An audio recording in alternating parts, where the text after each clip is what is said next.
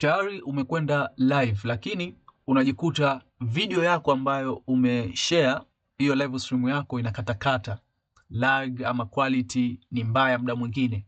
Tatizo mara nyingi sio internet yako peke yake, hapana. Tatizo muda mwingine linatokea katika settings. Sasa leo nitakuonyesha best setting za OBS Studio kwa live streaming ili basi upate video ambayo itakuwa ni smooth, lakini vile vile bila ya lag zozote. Sasa baada ya kufungua OBS Studio yako, njoo zako huku pembeni chini katika hii settings, click, bonyeza hapa kufungua setting. Tutapitia sehemu muhimu tu, hakuna haja ya kugusa kila kitu. So tazama video hii, kuna vitu muhimu sana ndivyo ambavyo nitavigusia leo kufanya live stream yako isikate kate na quality iwe ni nzuri licha ya internet ambayo utakuwa nayo. So baada ya hapo, njoo zako katika hii sehemu ya output huku pembeni katika hii setting yako. Baada ya hapo, hakikisha output mode ipo kwenye simple. Hii hapa output mode, hakikisha ipo kwenye simple. Kama ipo kwenye advanced, weka simple. Hapa tayari utaona kuna hii sehemu ya streaming na kuna sehemu ya recording chini tu baada ya kuweka hiyo output mode. Sasa sisi leo tunataka kufanya kazi na streaming. Hii tulifahamishana, recording tulifahamishana katika video tulipokuwa tunajifunza OBS Studio. Leo tupo katika upande wa streaming. So hapa utaona some setting mbalimbali ambazo zina deal na issue nzima ya kustream live kutoka katika OBS Studio. Na kitu cha kwanza kabisa ni video bitrate. Ni muhimu sana hii. Hii ndio inaathiri quality na lag moja kwa moja. Kwa kawaida huwa tunaweka 2500 mpaka 4000 ambao ndio inakuwa nzuri kama internet yako itakuwa ya kawaida tu. Lakini kama internet yako nzuri zaidi unaweza kwenda na 4500 mpaka 6000. Kama hapa sasa hivi ipo 6000 ya kwangu. Lakini inategemea na internet yako, unatakiwa uzingatie hilo. Kama internet yako kidogo ya kawaida, basi range humo kwenye 2500 mpaka 4000. Lakini kama internet yako ni nzuri, basi uta range katika 4500 mpaka 6000. Kwa unaweza kubadilisha hapa kulingana na uwezo wa internet yako kwa muda huo. So usipandishe sana bila ya sababu, inaweza kusababisha lag.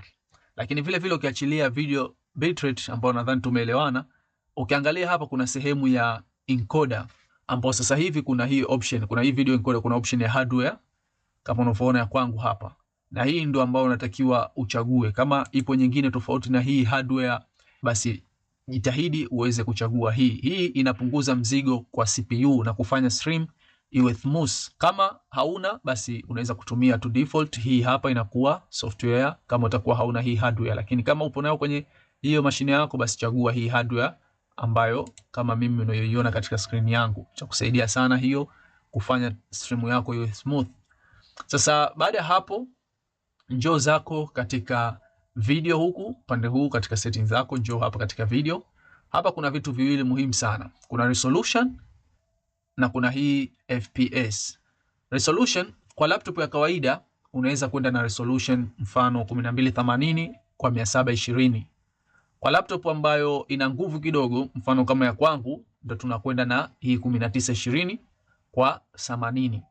Kwa hakikisha unalijua hilo. Sio laptop yako ni ndogo tu unakwenda na 1920 kwa 1080. Jaribu kuchange humu na uweke 1280 kwa 720. Okay? Lakini pia katika frame per second hapa chini nako pia ni muhimu kuzingatia. Unapoweka 30 inakuwa ni smooth, lakini vile vile stable. Lakini kama wewe ni mtu wa gaming ama unataka kustream, unataka video yako ambayo unarekodi ina movement nyingi, basi unaweza kwenda na hii 60. Lakini kama ni streaming ya kawaida tu, mfano unafahamisha kitu kwa kupitia kwenye screen yako, basi moja kwa moja unaweza kuchagua hii 30 ambayo itakuwa ndo stable na smooth kwako wewe na live stream yako. So hata settings ziwe nzuri vipi, kuna kitu unatakiwa ufahamu pia. Kama internet yako ni ndogo, still utapata lag.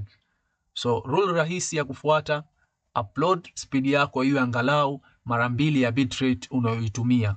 Na maanisha nini? Kwa mfano, kama unatumia bitrate hapa katika hii output, kama unatumia video bitrate 3000 let's say, basi uwe na angalau MB 6 per second katika kuupload.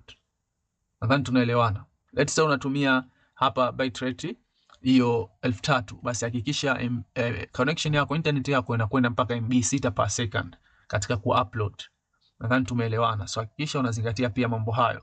So baada ya hapo njoo zako katika advanced, pia hatujamaliza.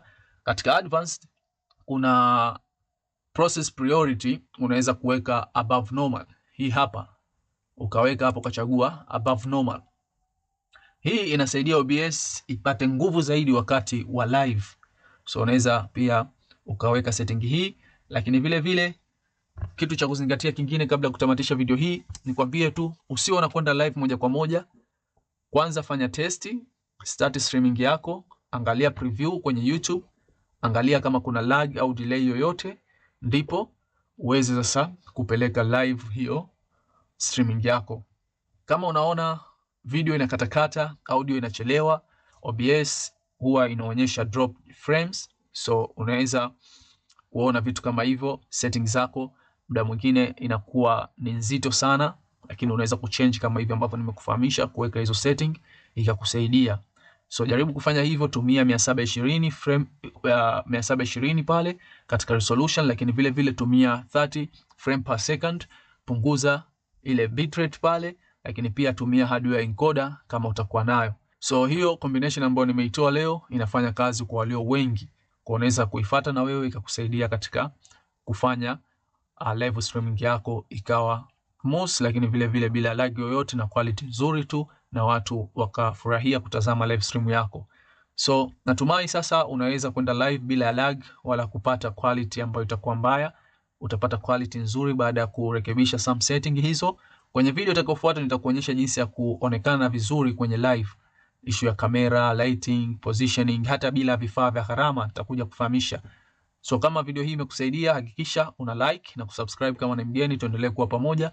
Tukutane kwenye video itakayofuata. Mimi sina la zaidi leo. Kama una swali lolote, una maoni vile vile kutokana na experience yako, pengine umekuwa ukienda live mara kwa mara, una some tips unaweza kutupatia, unaweza kushare na sisi katika sehemu ya comment, ili basi tukaweza kujifunza na kufaidika kwa pamoja. Natumai kila mmoja wetu ameweza kutazama video zilizopita na amejifunza namna gani ya kwenda live, japo kuna vitu ambavyo bado hatujavikava, some setting, jinsi ya kuschedule live stream, vyote hivyo tutakuwa tukivigusia siku baada ya siku kila tutakapoendelea kuwa pamoja hapa katika channel yangu ya YouTube.